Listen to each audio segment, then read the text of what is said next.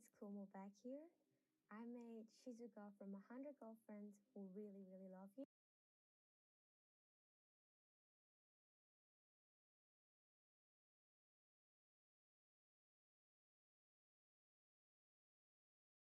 Hello.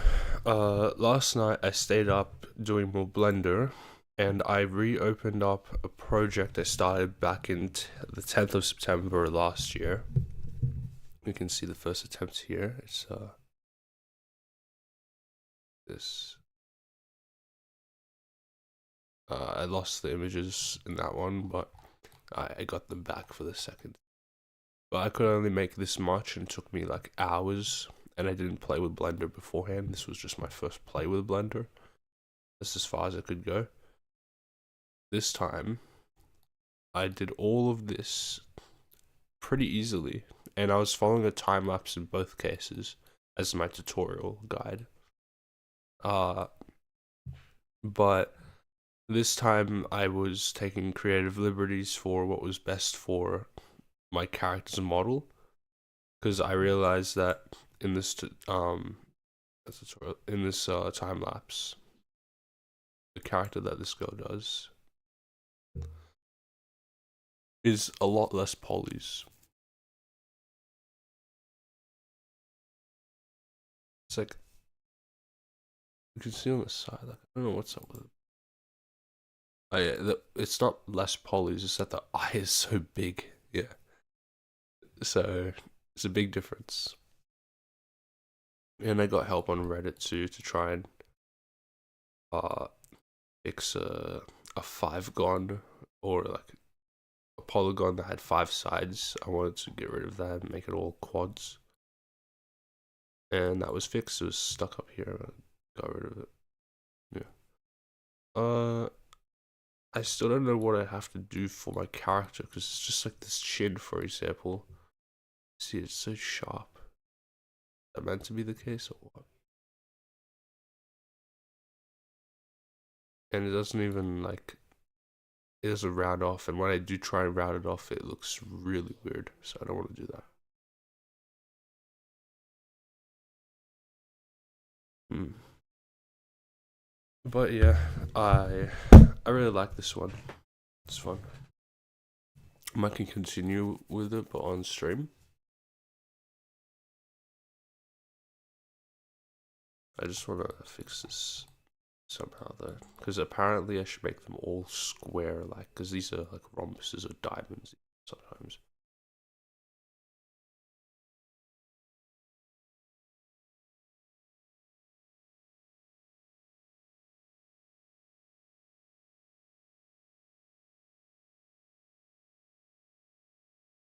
Yeah, well,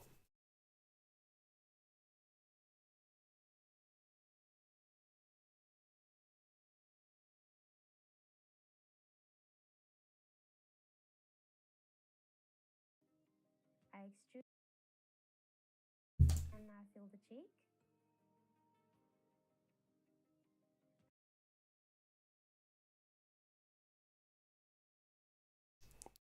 a lot of topology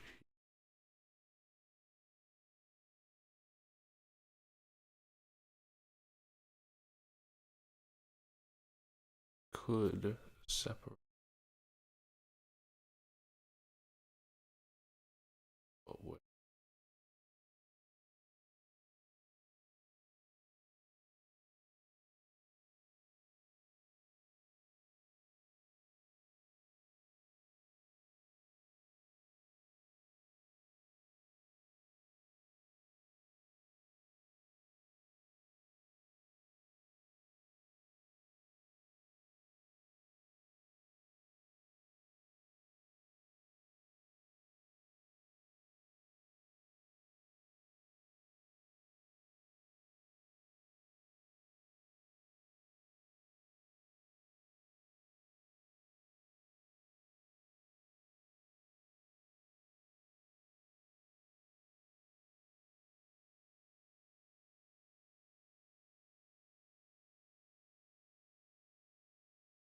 Cool.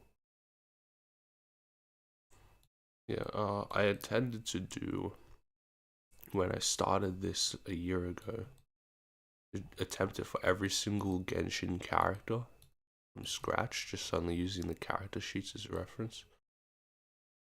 So maybe I could actually do that this time around.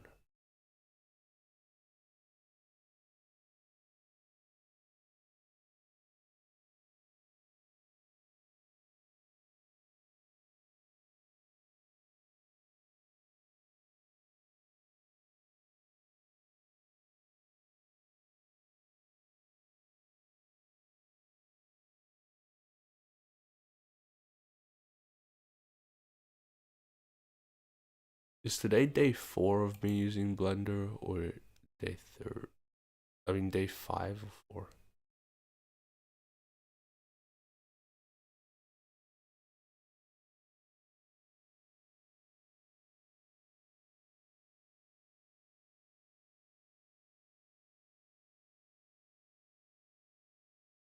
4? One, two, three, 4.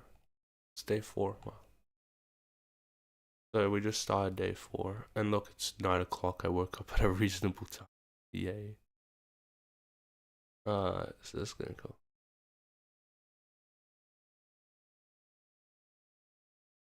2 days ago.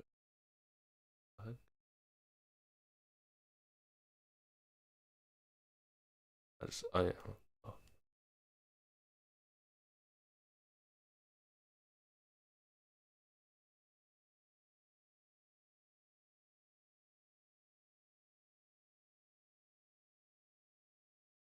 I really want to get so good that my render in 3D will look like this.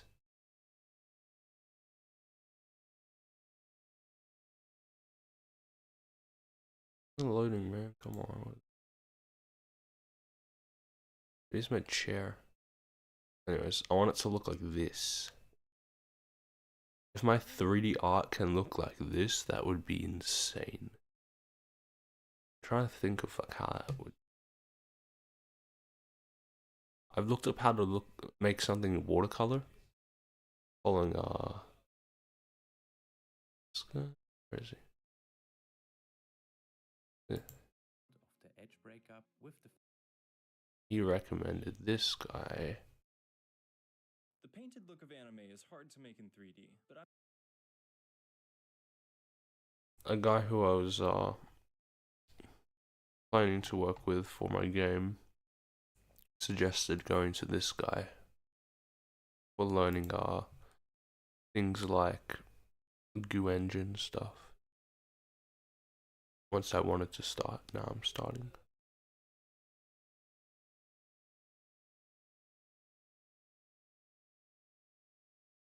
Here.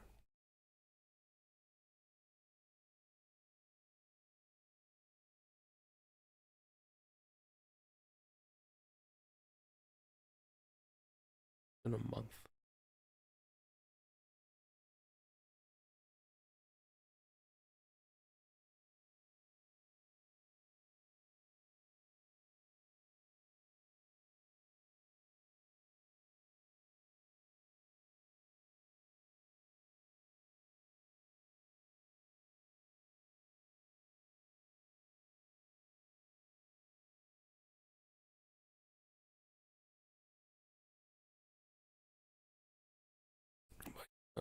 I wanted to do the watercolor thing so I could copy this art.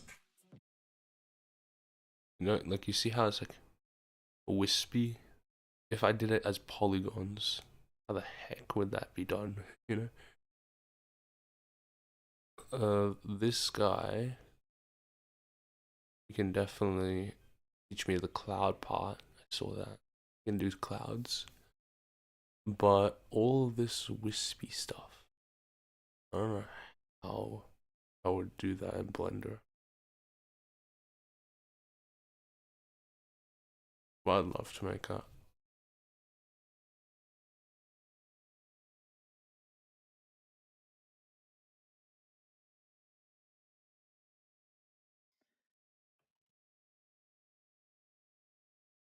in this tutorial, I'll be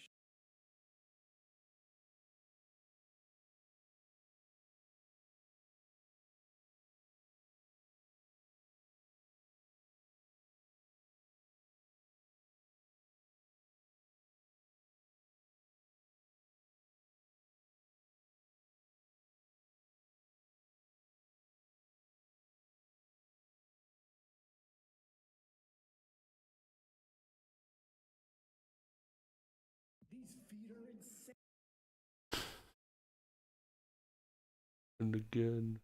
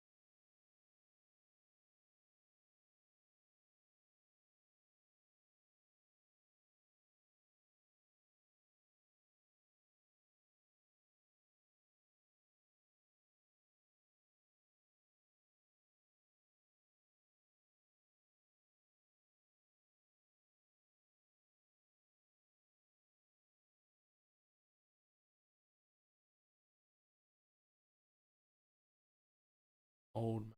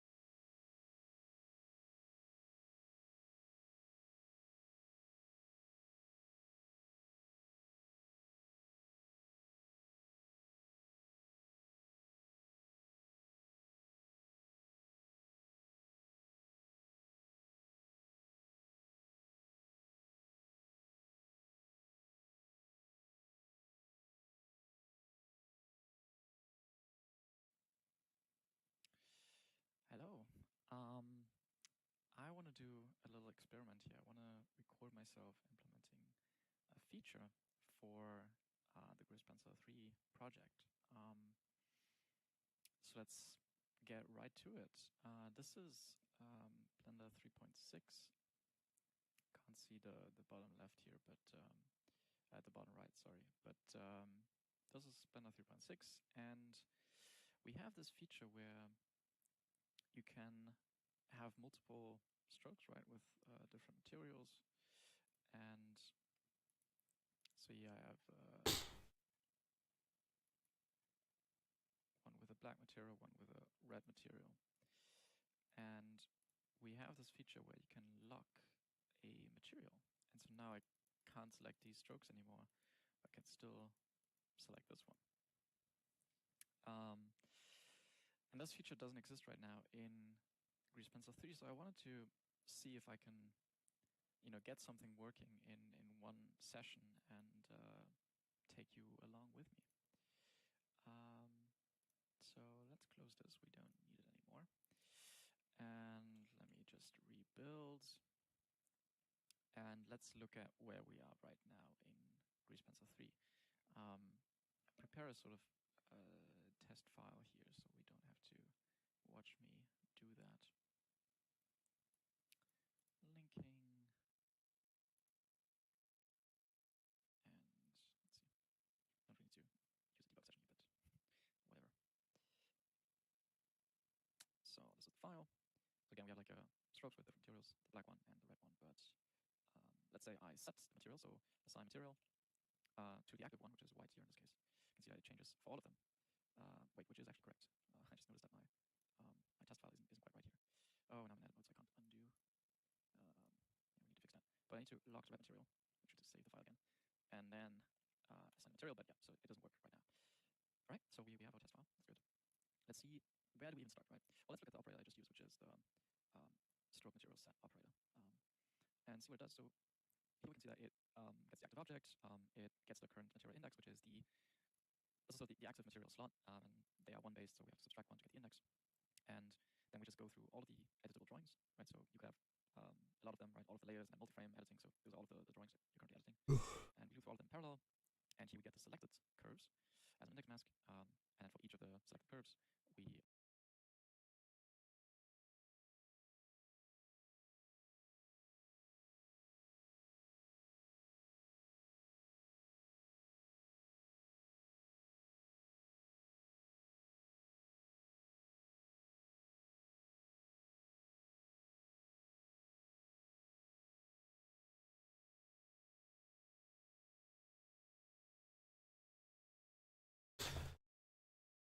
Many different ways of rendering. So unique to 2D that I wish wasn't unique to 2D. So it could be 3D.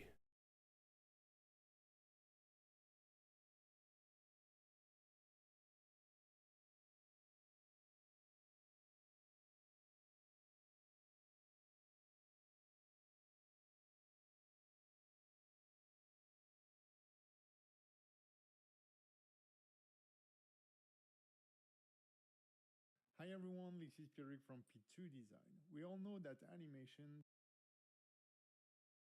takes forever, especially end-keyed animation. And any trick to speed up the process is always welcome. One thing I never covered here on YouTube are asset libraries and pose libraries. But I've been quite busy lately animating for commercials and trailer, and I'm really thankful I discovered them thanks to my friend Ruben. If you have to do a lot of lip sync animation or body animation for a show or for a short movie, then it's definitely worth it to build yourself a pose library. You can then hit a pose like a hand pose or a phoneme in a single click. Let's check it out.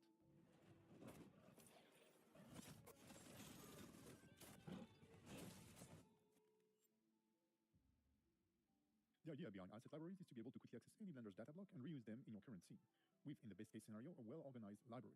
This applies to any data, like objects, materials, HDRI, node modifiers, and in our case, character rigs and animation data.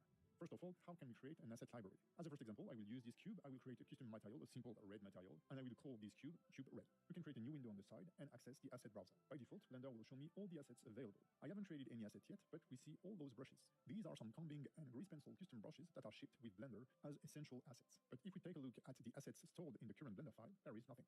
To add the data to the asset library, it's very simple. You just right-click on it and choose Mark as Asset, and the material will appear in my asset library. I can do the same with an object like the cube by right-clicking on it and choosing Mark as Asset. If I want to get rid of an asset, I simply right-click on it and choose Clear Asset. The easiest way to use an asset is to simply drag and drop it in your 3D view or in any relevant editor window. By default, assets stored in the asset library are local to the current Blender file. To access them in any Blender session, we first need to save the file. I will call it Material Library. Now, where to place this Blender file to access it at any time? Let's check out our preferences. Go to File Path, and under Asset Library, you will see that there is an existing asset library called User Library, and we can see where it's stored. So the first solution is to place our Material Library Blender file into that folder. If I now reopen Blender and open the asset browser, I can now find my red material in the User Library. Or a more convenient way, in my opinion, is to add a new asset library folder. Go to Edit, Preferences, open a library file into that library called User Library, and we can see where it's stored. So the first solution is to place our Material Library Blender file into that folder. If I now reopen Blender and open the asset browser, I can now find my red material in the User Library. Or a more convenient way, in my opinion, is to add a new asset library folder. Go to Edit, Preferences, open a File Path, and under Asset Library, click the plus icon. You can now search for the folder where you stored your Blender file, including the asset libraries. I will use that character library folder as an example. In this folder, I have a couple of Blender files, including Kivali and the mannequin rig, with different data marked as assets. So if I now open my character library, I can see all these assets. We'll see how we can organize them into catalogs a little later on. Before we get started, yes, this character rig will add your Blender file. Open a File Path, and under Asset Library, click the plus icon. You can now search for the folder where you stored your Blender file, including the asset libraries. I will use that character library folder as an example. In this folder, I have a couple of Blender files, including Kivali and the mannequin rig, with different data marked as assets. So if I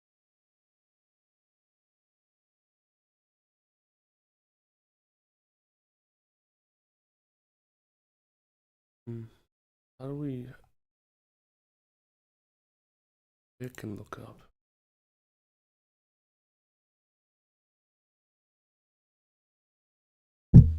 Oh, perfect. I was just gonna look it up.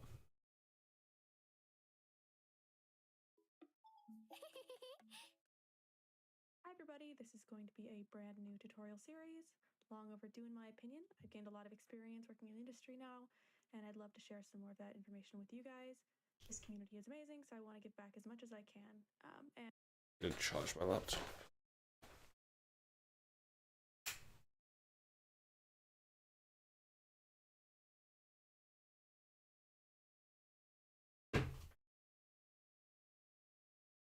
And I thought it'd be great to start with a new stylized tutorial, totally updated. I'm going to begin with breaking down how I create the head, how I do the retopo to make it animation ready and really clean and efficient, and I unwrap it. So let's go ahead and get started. Alright, so to begin, it's going to be kind of similar to my other tutorials if you've seen them. I'm basically just going to add a plane, and I'm going to add a mirror modifier to that. So I'll just end up cutting that in half, and then I'm going to go ahead and add that modifier here, just to half my work and make things easier. I'm going to start my work by thinking about the most basic shapes possible. I'm not actually even modeling the final geo. I'm just playing around with basic shapes that I will then retopo later. You could also sculpt your basic shape if you wanted to in ZBrush. I prefer to stay in Blender. So here I'm just creating kind of like a very simple sphere shape that is going to encapsulate the basic shape of the head. You really want to focus on large shapes when you're starting so you don't get lost in the sauce, so to speak, of small details. And so I'm just going to use proportional editing by pressing O and push and pull those vertices around. And here I'm going to just pop on the ear shape. Since this is a stylized model, I'm going to be using really simple shapes. So many ways to do this. About the most simple shape possible. I'm going to be using really simple shapes. And I'm basically thinking about the most simple shape possible to create the shape. So this ear is just like a cylinder. The nose I'm going to make into a triangle, but for now I'm just going to add this sphere. Kind of creating a brow shape very loosely, just so I have a placement for the nose. It's going to look really ugly for a while here as I figure out the shapes. A lot of my process looks horrible until I start refining things. I'm going to subdivide this just a little bit so I can add a little bit more shape in there, just to have a clear idea of what I'm doing. And just making some major proportional edits here. I'm going to pop on the eyebrows just by adding a plane and shrink wrapping them to the surface. Here I just subdivided it, and there I add the shrink wrap. I'm keeping it just slightly above the Shrink. there, just to have a clear idea of what I'm doing. And just making some major proportional edits here. Pop on the eyebrows just by adding a plane and shrink wrapping them to the surface. Here Skin. I just subdivided it. Skin wrap. Shrink wrap. Eyebrows just by adding a plane and shrink wrapping them to the surface. Here I just subdivided it. Pop on the eyebrows just by adding a plane and shrink wrapping them to the surface. Here I just subdivided it. Oh, so fast. Surface. Here I just subdivided Deform. it. And there I add the shrink wrap. I'm keeping it just slightly above the surface, just for visualization.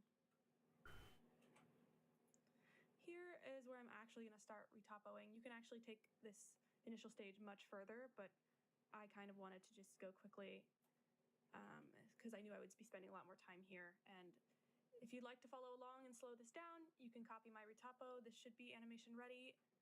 Pretty easy to unwrap as far as I've learned. I'm going to do my best to try and walk you through a very simple retopo. There are better tutorials on that out there, but hopefully this will help somebody out there. The basic thing you kind of want to think about when you're retopoing is how the model is going to move underneath it, and keeping your squares relatively even in shape and size, and focusing on the directionality of the planes themselves. The eyes will need to have a circular shape, and so I'm just going to add a cylinder in here and delete the back faces, so I just have those vertices. I'm going to roughly block in the shape of the eyes and extrude outwards so I have that loop shape established. I like to really keep those core defining shapes established, that loop around the mouth or loop around the eyes, because those areas will be having a lot of flexion. You can extrude out and connect it to the nose bridge, like so. One of my tips is to select all of the vertices and press smooth vertices, and that allows you to get a really nice shape when it's shrunk wrapped, and keep things really even. It kind of evens out the size of the squares and keeps your work clean as you work, so I do that a lot. Here you can see I created a loop shape for the mouth. You can just copy that kind of shape. And this part is fairly complex, but this is sort of the structure you want for a mouth. You want to keep Say pole that redirects edge flow toward.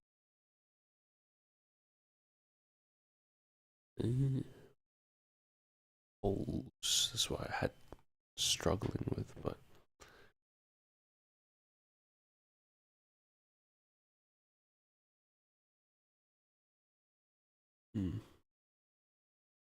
Where should I place a pole?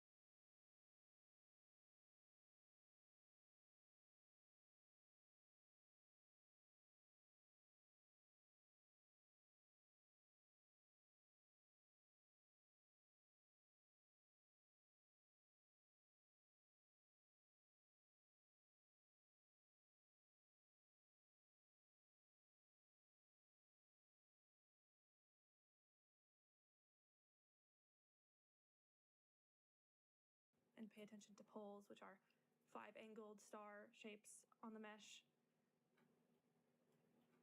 Here I'm just attaching and bridging those various shapes together, keeping things clean, doing occasional smoothing of vertices, trying to keep a consistent mouth shape. Where that purple line is, I'm going to split it later so that I can have the mouth open, but for now I just want to keep the geometry as smooth and clean as possible. You can go ahead and pause to follow up on the placement of these vertices if you're following along. I'm just going to extrude up and create the brow, keeping things clean, and then here's where I create the ear. I'm just going to extrude out and create a rough cylinder shape, circular.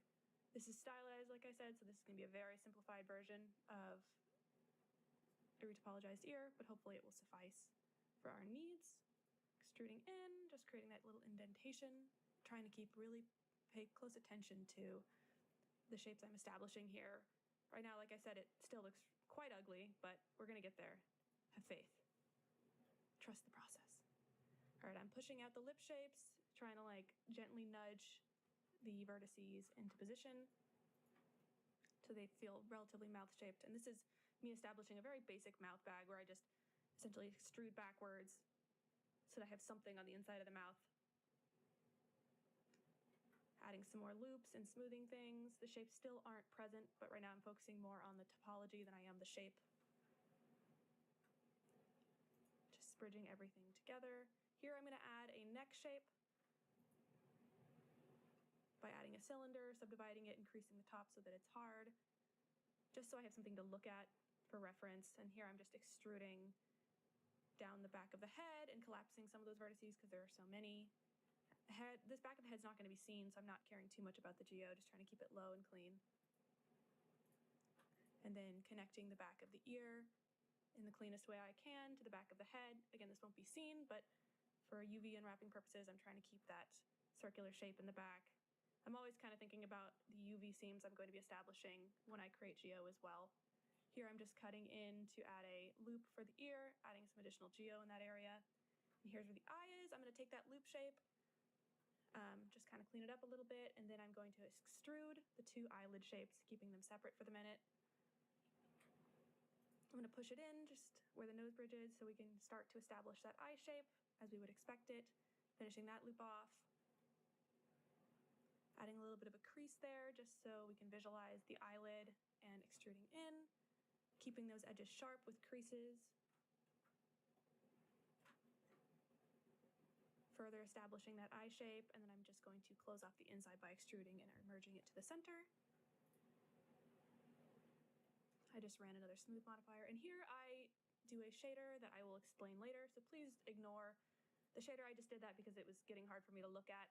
I'm going to put on some very simple materials, just using an emission shader, just basically coloring by material, just so I have some idea of how the colors are going to turn out for visualization. And I'm going to add a really rough shine there, just the plain and the white emission, just so I have something to look at, and so I can start to see the way the shapes are playing with each other in the proportions. I'm just going to add another loop in there, and the nostrils are going to be pretty easy. I'll just take one loop and extrude inward.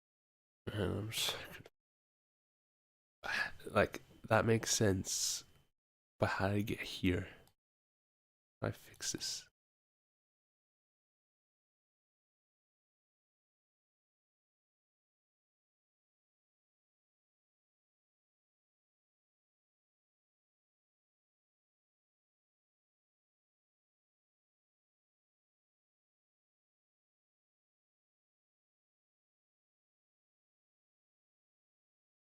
H-pole is a very important topic in topology.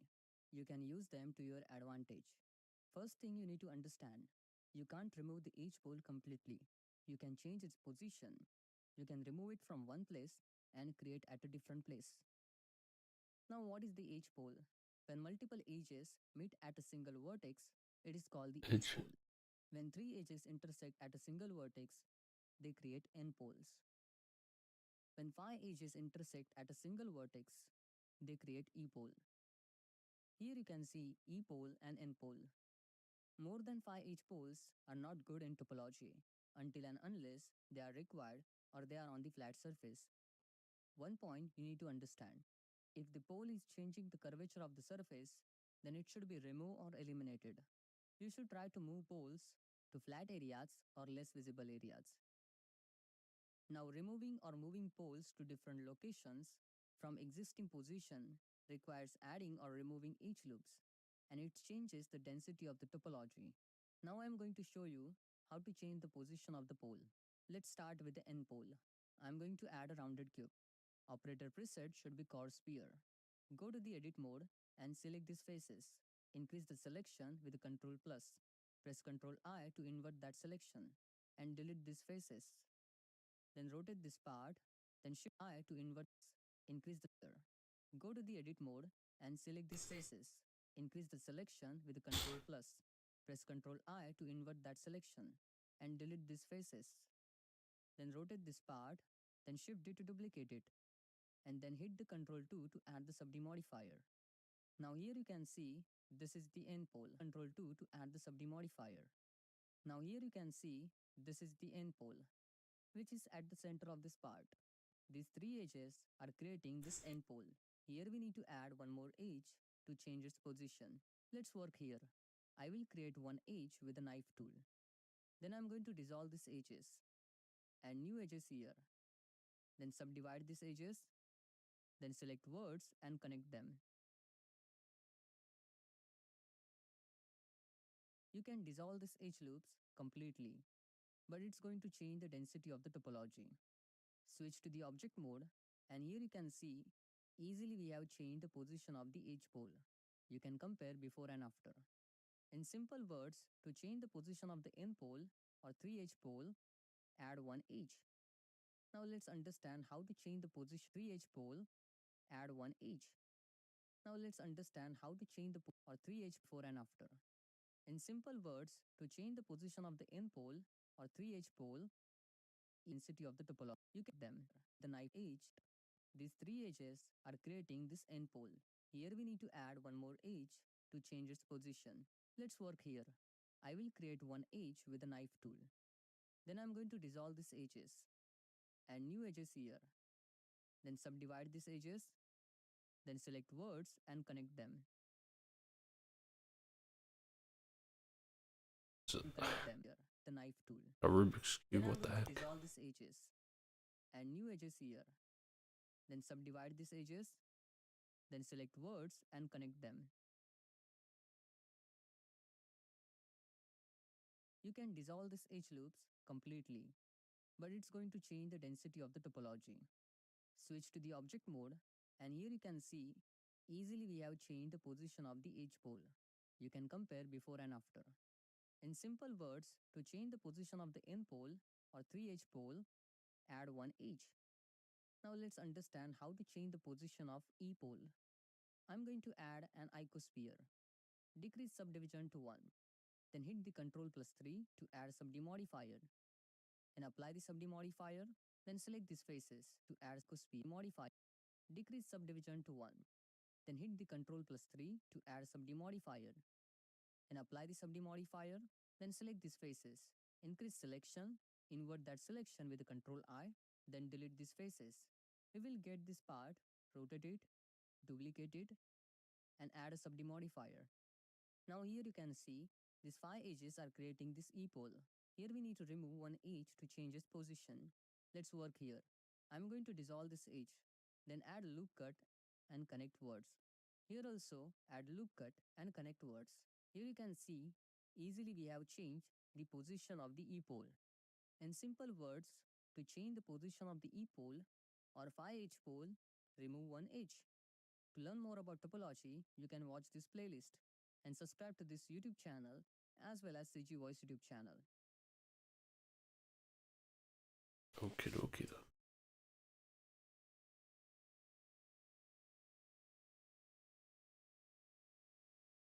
Hired, rejected.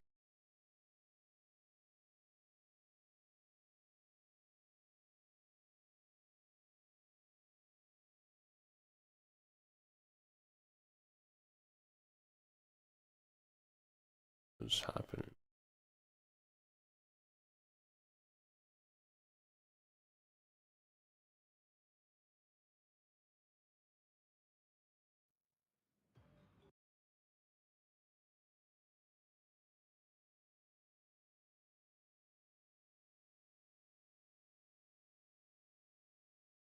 Uh,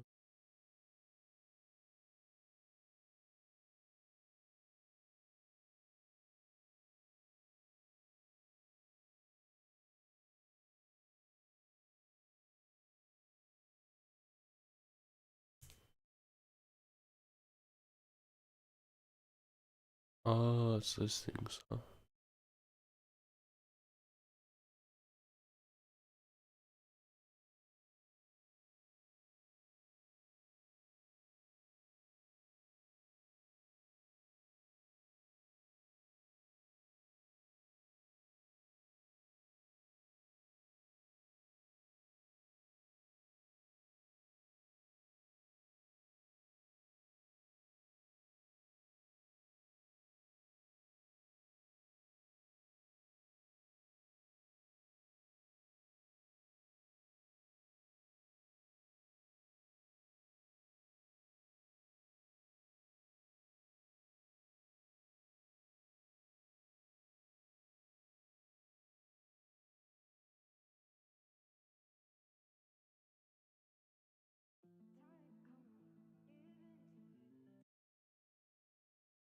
Skew.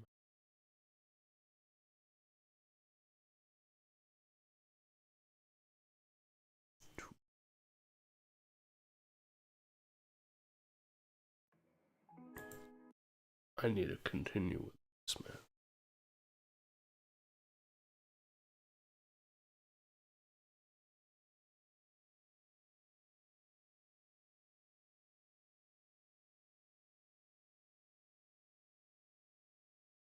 Oh.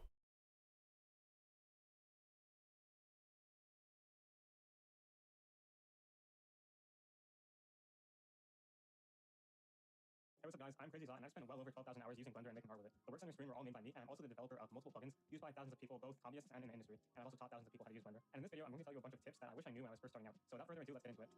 So tip number 1 is don't wait to start making what you actually want to make. So a lot of people give advice, like if you want to make characters or environments, you should start with making something like really simple. And overall, I disagree with this. Like for characters, for example, they'll say if you want to make like a human, you should start off by making like an ogre or a monster or something simple like that to start off with. And I just don't agree with it personally. And the reason why is because if you don't enjoy what you're making and you're not interested in it, then it's going to be harder for you to improve. But you know, if you make something right off the bat that you are interested in, what you're making might be a little bit harder, but overall you'll enjoy more. And so it kind of like cancels out. And if anything, it's even better because when you enjoy something, it's going to make it easier for you to become like really good at that, right? Because you actually enjoy what you're making.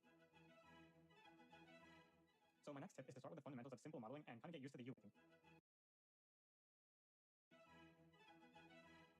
So my next tip is to start with the fundamentals of simple modeling and kind of get used to the UI of Blender. That's the most important thing when you're starting out, because once you're comfortable with the UI, the 3D view kind of becomes more like a canvas, like in a painting or something like that. And you know, you're going to be a lot more comfortable and you won't be freaking out about like hitting the wrong button and stuff like that. And I actually made a complete beginner's tutorial on this channel, so you can just check that out. It goes over the UI, modeling fundamentals, and even like common modeling issues. So you should definitely check that out, as in 3D, you know, like being able to navigate the viewport and model well is one of the first things you should look into. Tip number 3, don't view failures as failures. They're kind of just like steps to becoming good. As an example, check out this old animation I did. It was really just like a weird attempt at making some type of wire. And while this didn't turn out good, it was from making stuff in the past like this that gradually gave me more experience and ultimately in the future led me to be able to make stuff like this, for example. So basically, those mistakes from the past that I made helped me inform my future decisions. And because you know the way learning works in the brain is every time you make something, you gain some new insight from that that you can then use in the future, pretty much. So if you make something and it doesn't turn out well, it's actually not a waste of time. It's not a failure. It's just a lesson that is going to basically benefit you in the future. So if anything, you should try and shift your mindset so that you can look at it in a positive way. And one other thing on this that I want to talk about is that oftentimes great art requires a degree of risk. So what I mean by that is basically, if you want to make something that's like really unique and insane, oftentimes you're gonna have to push the boundaries creatively. By that I mean you might have to do like a more crazy animation, more crazy camera movement, more of like an interesting type of design. And so taking these risks will not only help you improve because you're pushing your skills to the limits, but it's also going to enable you to kind of make more interesting stuff, if that makes sense. And oftentimes these risks can result in failure, but you know, as I just said, they can lead to future growth. So tip number 4 is that shaders are not a magical thing that make your art look good, but they're kind of just like a powerful tool. So one of my biggest pet peeves that gets me a lot of times is when I see comments and messages of people saying like, bro, I want to have your shader. Oh, the shader is so good. Like, but that doesn't make any sense. And they're kind of like treating it as if the shaders will make them a pro overnight, which isn't true. Shaders are just a tool. And let me show you something. So let's say we had a character I made here. Now look at this. Here's the character with the same shader, but I just like changed a bunch of parameters and it looks like crap now. Why? Because what makes it look good is actually how I place my values on the zones of the face and all that stuff. Now don't get me wrong, knowing how to efficiently use the shader editor made it easier to make this, and you know, it's just like a really powerful tool, but it's not something that's going to magically make your art good. They're just an artistic tool that lets you customize things a lot easier. That's all it is. Tip number 5 is to embrace the ugly phase and push through it. So the ugly phase is something that happens to everyone, whether you're a beginner or more experienced. It's something that happens in, you know, like the first stages of the art that you're making. Let me show you, for example, when I was making this piece, it looked like this in its initial stages, but then by the end it looked like this. Check here too, with this character, starting like this and ending like this. So the point is, if you just started making a project and it doesn't look good, that doesn't mean that it's bad. Sometimes you just have to put more effort into it, and oftentimes a lot of things I've found like don't even start to look that good until you get to, I'd say like the 70% of the way mark. That's when like it starts to be like, okay, this actually looks good. But before that, you know, it's a shame to just like give up on something before you're even like 30% of the way there because it doesn't look good yet. So yeah, kind of like think of your art like you're cooking some meat. This is a weird analogy, but you know, at first it's raw, but then you like marinate it, you season it, and then you cook it, and then it's just great after that. I can already hear all the comments of people saying, I want to eat your art. Tip number 6 6. So for making art in 3D, ultimately observational skills matter more than technical skills. Now, I'm not the most skilled person in the world in terms of like technical stuff, like the deep details of like how Blender works on a technical level, and making all of these like super complicated node setups and tools and stuff like that. I just know how to use Blender very efficiently, but I also have good artistic fundamentals, and that's the reason why my art looks better, is because I kind of just use Blender as a tool to make my high quality stuff, and I don't like overly think about things on a technical level, if that makes sense. So whether I'm making like an individual asset, a scene, environment, character, whatever, I just apply these artistic fundamentals to making it, and I just use Blender to do that. So the point I'm trying to make here is that when you start learning Blender, you're going to learn how to navigate around the software, how to use all the tools very quickly. And then after that, the thing you're kind of going to spend the most time on is making your art look actually great and all of that.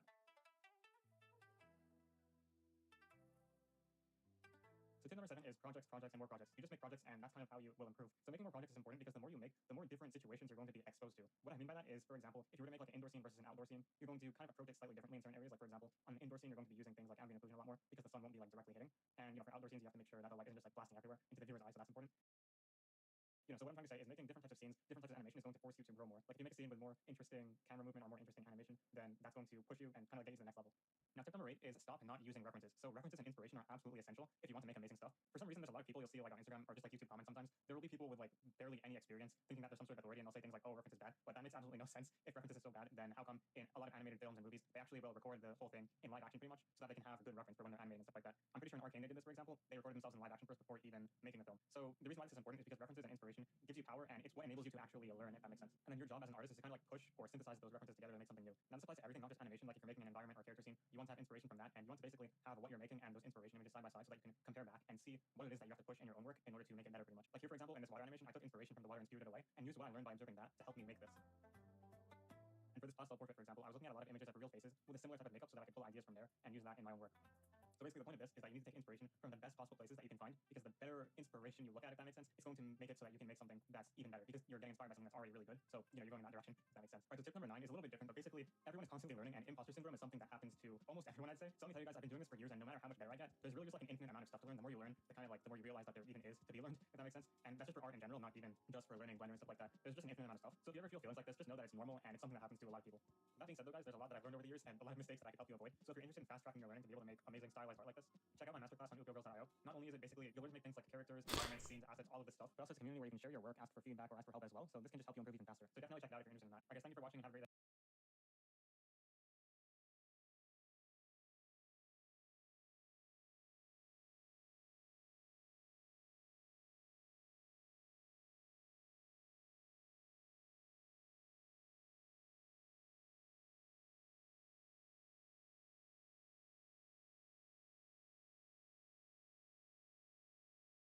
Hey guys, and welcome to the Stylized Art in 3D Masterclass and Community. So this is a program that's basically meant to take you from someone who's a beginner to making your own high-quality stylized works that are just amazing and stunning, all using the completely free software Blender 3D. Now this class has complete courses on topics like creating characters from scratch, beautiful scenes and animations, environments, assets, and much other stuff. Now I know how you may be feeling. Blender seems complex, there's a bunch to learn, it's hard to find the information you need in a structured place, or maybe you don't feel like you're even that good of an artist, or you're very new to art entirely. Look, I was once in your shoes, new to making works like this, and just confused by like all the different parts that go into making models and animations in this style. But what if I told you it doesn't have to be that way? It doesn't have to be super overly complicated. Because when you join this masterclass, you're going to quickly build up real skills that you're going to immediately be able to get tangible results with. Our students are having tons of fun making art like this and finally getting the power to realize their artistic visions. Now look guys, not so long ago I don't pay for everything's free on YouTube.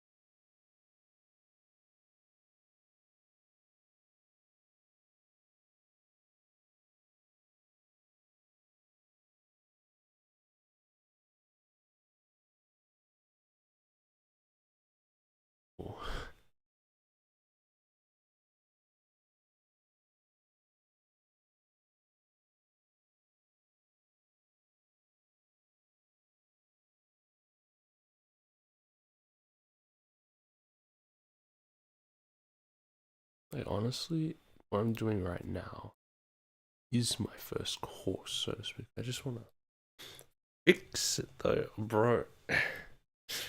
So I'm going by my own reference.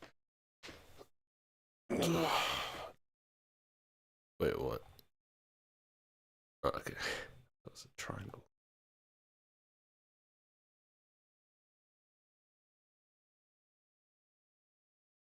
I'll be back. I'm probably gonna eat now because I haven't had breakfast yet.